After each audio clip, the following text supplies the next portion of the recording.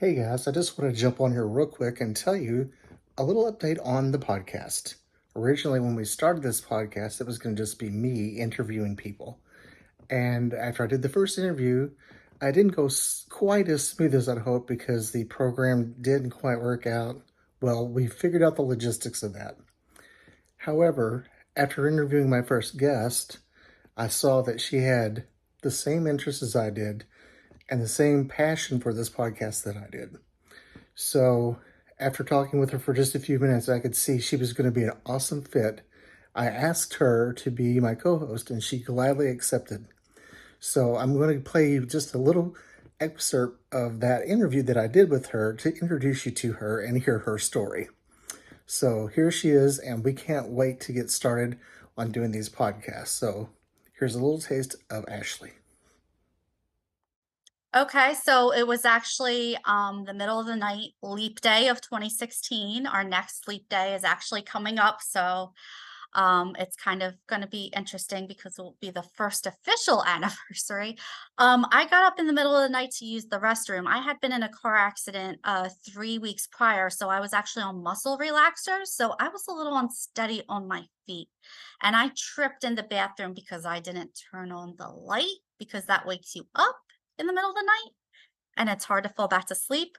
And I fell face first into my walk-in shower and hit my forehead against the backsplash and got some serious whiplash. I did not lose consciousness, but I did end up going to the emergency room where it was just treated as a head injury. And I proceeded through my work week, and it wasn't until that weekend when I went to go see a play, which is one of my passions, being in plays and seeing plays, that I realized maybe I was having some concussion symptoms because I was very sensitive to the lights. I was very sensitive to the noise. I was very nervous being around a bunch of people. So I followed up with my PCP, and she suggested I get reevaluated for a concussion. I got seen at Bryn Mawr's rehab facility, which I got to give them a shout out. And I was officially diagnosed with a concussion early March of 2016. It wasn't until about a year later, where the concussion symptoms had not gone away, that I realized there might be more of a problem. So I got tested and got diagnosed with post concussion syndrome, which is where you have symptoms 6 months or longer. And unfortunately, at this point, they're saying that it will probably be lifelong. I'm having issues with short-term memory.